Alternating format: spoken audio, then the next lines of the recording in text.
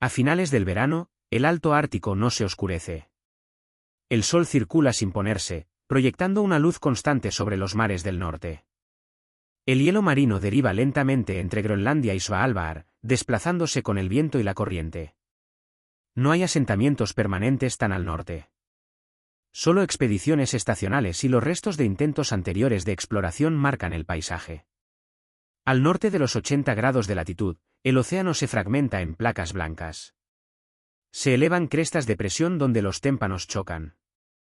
El agua de deshielo se acumula en pozas poco profundas. La niebla avanza desde las aguas abiertas y luego se retira. El sonido se propaga de manera diferente aquí.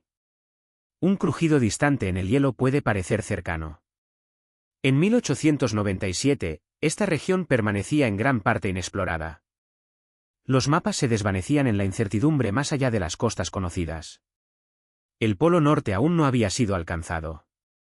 Las naciones observaban el Ártico con interés, pero pocos hombres habían viajado lejos a través de su mar interior. Fue en esta geografía silenciosa donde un globo de hidrógeno se elevaría desde la isla danesa, en la costa noroeste de Spitsbergen. Durante un breve periodo, derivaría hacia el norte sobre este océano en movimiento, impulsado únicamente por el viento. Nada en el paisaje sugería urgencia. El hielo se movía como siempre lo había hecho. El cielo permanecía despejado. Salomón August André fue un ingeniero sueco nacido en 1854.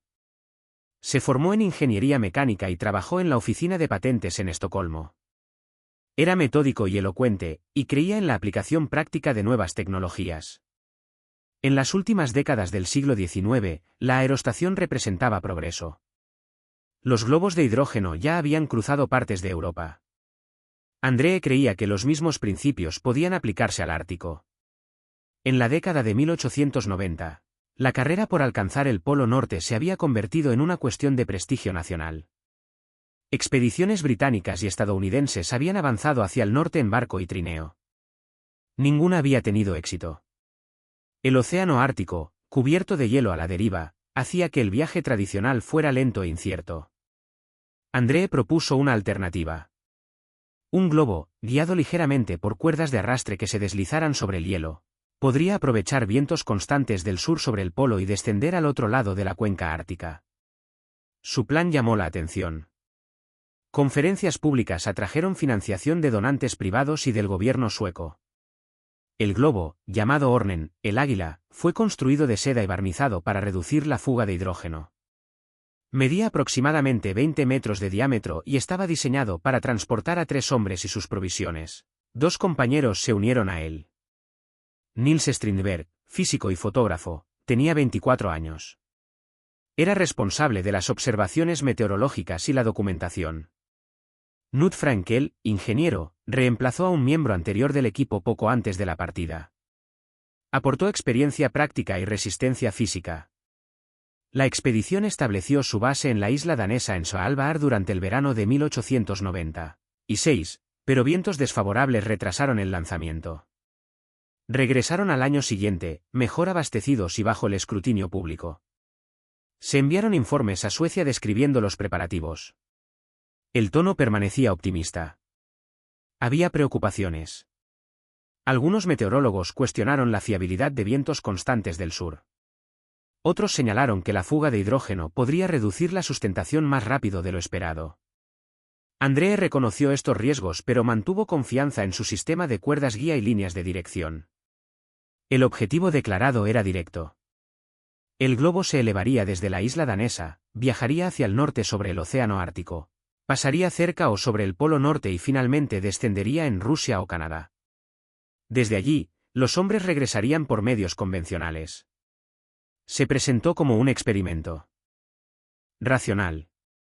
Los cálculos parecían sólidos. El equipo era moderno para su época. Los hombres estaban preparados para la exposición y llevaban trineos en caso de aterrizaje. En julio de 1897, los vientos cambiaron. El 11 de julio de 1897, el viento giró desde el sur. El hangar del globo en la isla danesa había sido construido para proteger a Ornen de ráfagas repentinas. Durante días, la expedición había esperado. Se realizaron observaciones meteorológicas a intervalos regulares. Cuando la dirección se alineó con el plan de Andrée, los preparativos avanzaron rápidamente. El hidrógeno llenó la envoltura. La superficie de seda se tensó mientras el gas se expandía en su interior. Los instrumentos fueron asegurados a la góndola. Provisiones, trineos, armas de fuego, cámaras y equipo científico fueron cargados cuidadosamente para equilibrar el peso. Cada hombre llevaba objetos personales, incluidos cuadernos destinados a registros detallados del viaje. Poco después de las 2:30 de la tarde, las líneas de sujeción fueron liberadas. El globo se elevó de manera irregular al principio, rozando el agua antes de despegar completamente. Las cuerdas guía colgaban debajo, diseñadas para arrastrarse sobre la superficie y ralentizar la nave mientras ofrecían control de dirección limitado. En cuestión de minutos, los observadores en la isla vieron que varias de estas cuerdas se habían desprendido o roto. Ornen derivó hacia el norte sobre aguas abiertas y hielo. Los hombres dejaron caer mensajes en cápsulas con boyas, informando de su progreso. Las primeras notas describían movimiento constante y altitud moderada. Sin embargo, el hidrógeno comenzó a escapar antes de lo esperado. La humedad y la precipitación añadieron peso a la envoltura.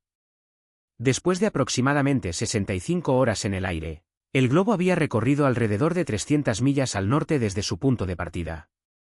El 14 de julio, descendió sobre el hielo marino a aproximadamente 82 grados 56 minutos de latitud norte. No hubo choque. El aterrizaje fue controlado, aunque brusco. La envoltura se hundió y quedó extendida sobre el hielo. El vuelo había terminado. Cuando Ornen se asentó sobre el hielo el 14 de julio de 1897, los hombres salieron a un paisaje sin dirección fija. El globo yacía parcialmente colapsado sobre témpanos irregulares. La envoltura de hidrógeno, pesada por la humedad, ya no mantenía suficiente sustentación.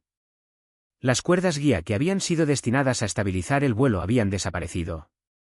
El descenso había ocurrido muy lejos del Polo Norte y lejos de cualquier asentamiento conocido. Los tres hombres comenzaron el inventario de inmediato.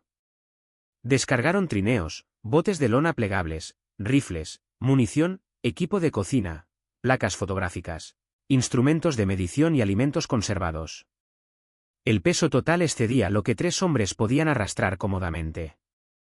Andrée había anticipado un aterrizaje, pero había supuesto que ocurriría más cerca de tierra. Ahora cada objeto requería reconsideración.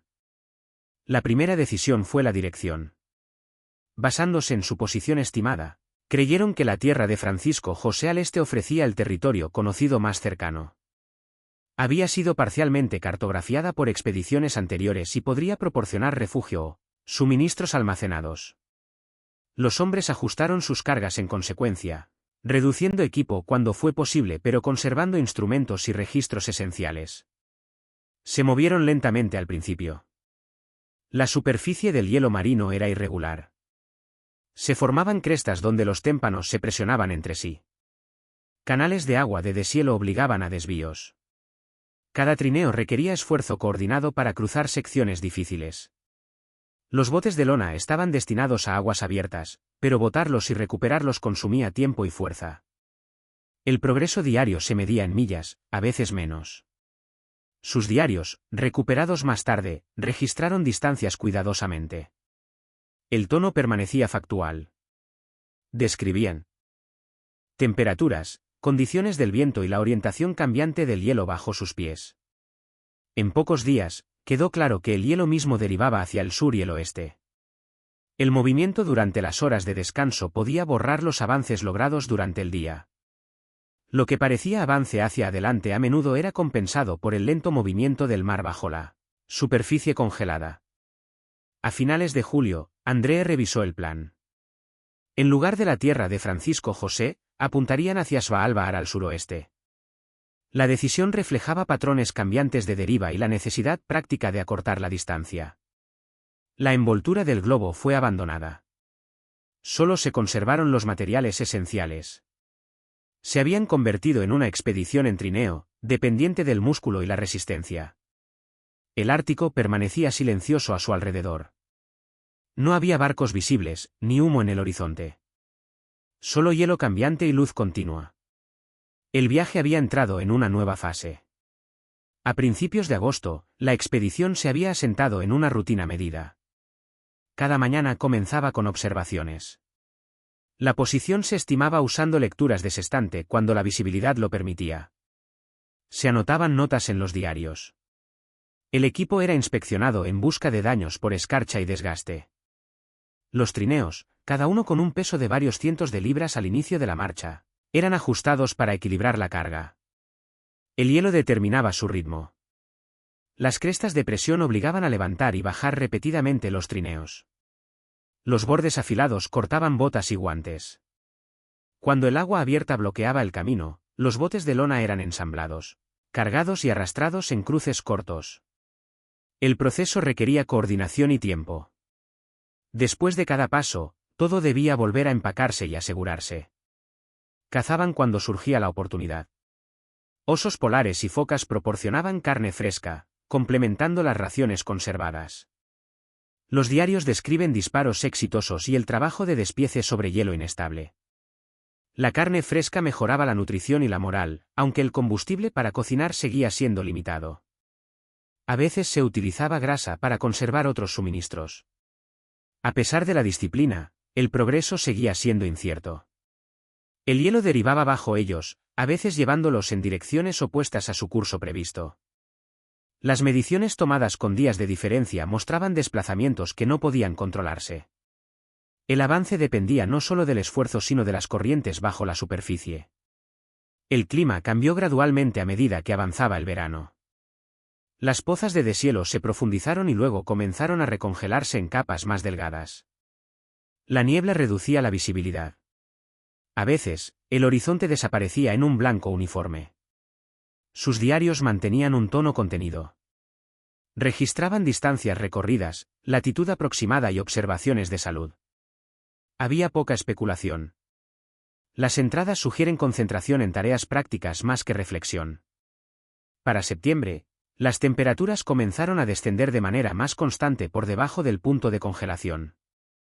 El hielo se endureció.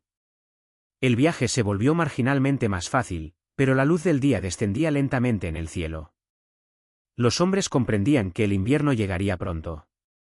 Habían cubierto muchas millas desde julio, pero los mapas ofrecían certeza limitada. Su ubicación exacta en relación con Svalbard cambiaba con cada cálculo de deriva.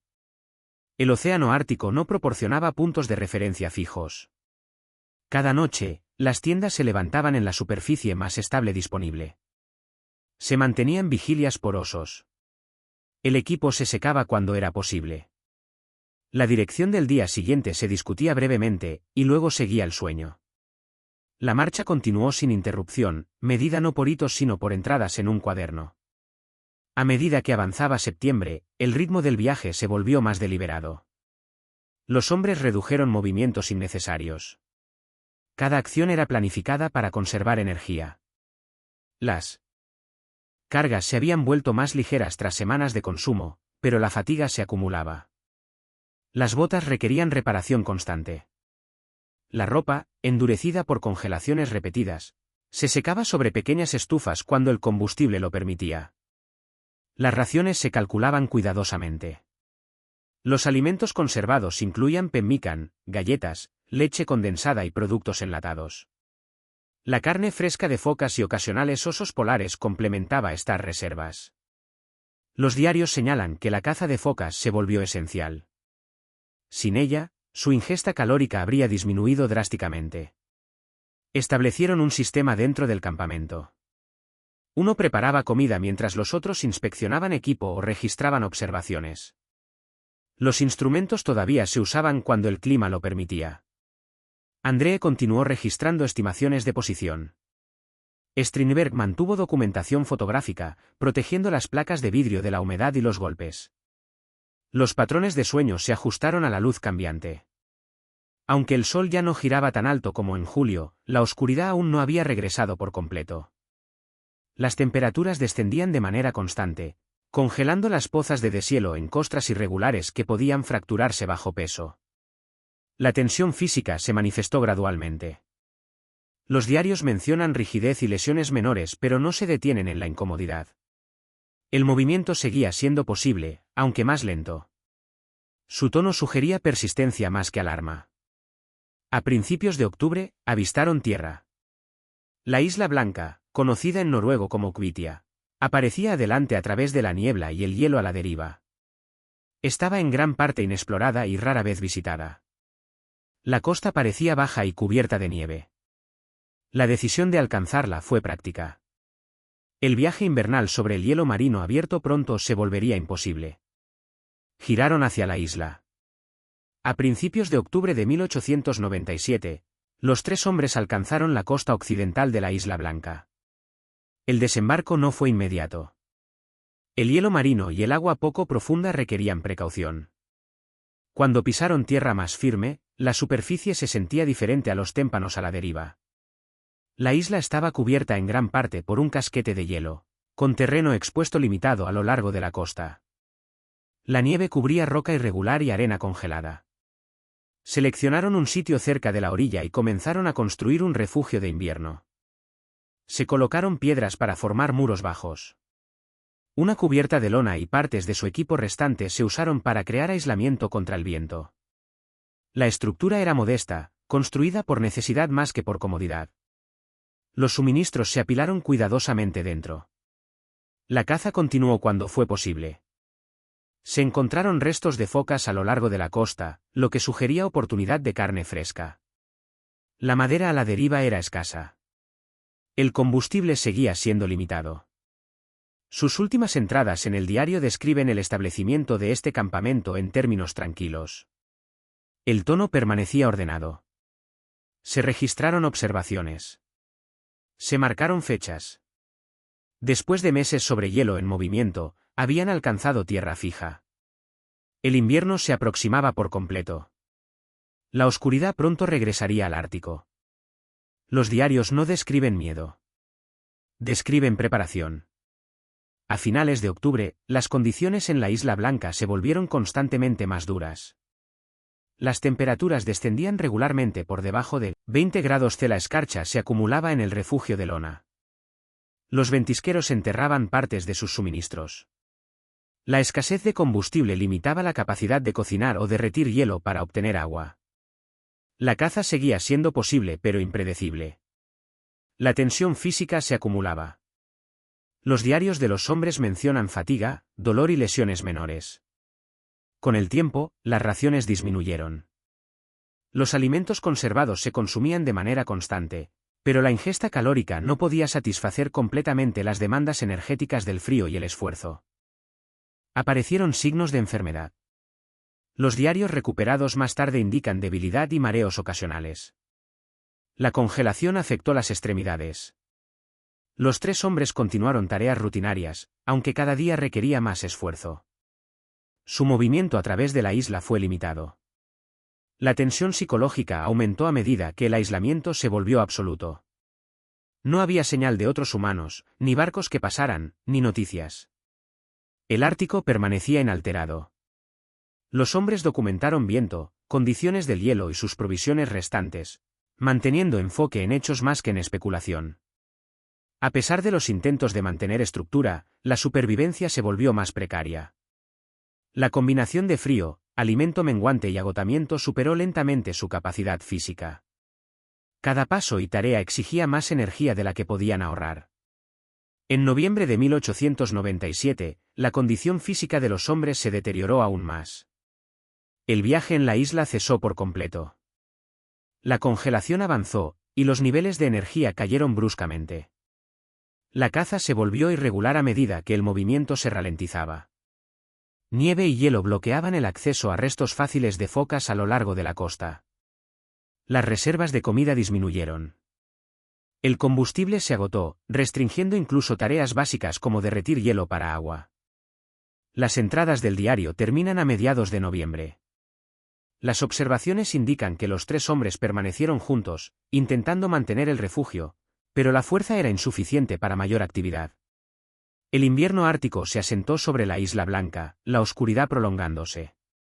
Las temperaturas descendieron por debajo de 30 grados C. No fue posible ningún rescate. Los hombres murieron en silencio, cerca unos de otros, dejando atrás notas, instrumentos y placas fotográficas. El momento exacto de la muerte no puede determinarse con precisión, pero probablemente ocurrió dentro de semanas después de sus últimas entradas en el diario. En 1930, cazadores noruegos de focas que exploraban la región descubrieron los restos de André Strindberg y Frankel en la Isla Blanca. Su tienda, parcialmente preservada bajo nieve y hielo, contenía restos esqueléticos, diarios y placas fotográficas. Los instrumentos y el equipo estaban en gran parte intactos.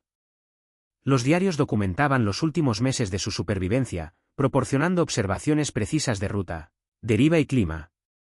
El análisis confirmó que los hombres habían muerto después de semanas de exposición, agotamiento y alimento insuficiente. Su regreso planeado nunca había sido posible. El descubrimiento ofreció cierre histórico, estableciendo la última ubicación conocida y la línea temporal de la expedición ártica de 1897. El legado de la expedición de 1897 descansa en su registro más que en la supervivencia. Fotografías, diarios e instrumentos preservados en el Ártico ofrecieron un relato claro de resistencia, planificación y error de cálculo. Documentaron meses de esfuerzo metódico contra un entorno indiferente a la presencia humana. El hielo ártico mantuvo la historia congelada en el tiempo, revelando cada etapa del viaje con precisión factual. Hoy, la expedición de Andrée sirve como registro histórico de la exploración polar temprana, ilustrando los límites de la tecnología y la resistencia humana en el borde del mundo conocido. Su conclusión es silenciosa, factual y permanente. El hielo guarda la historia, y el silencio permanece.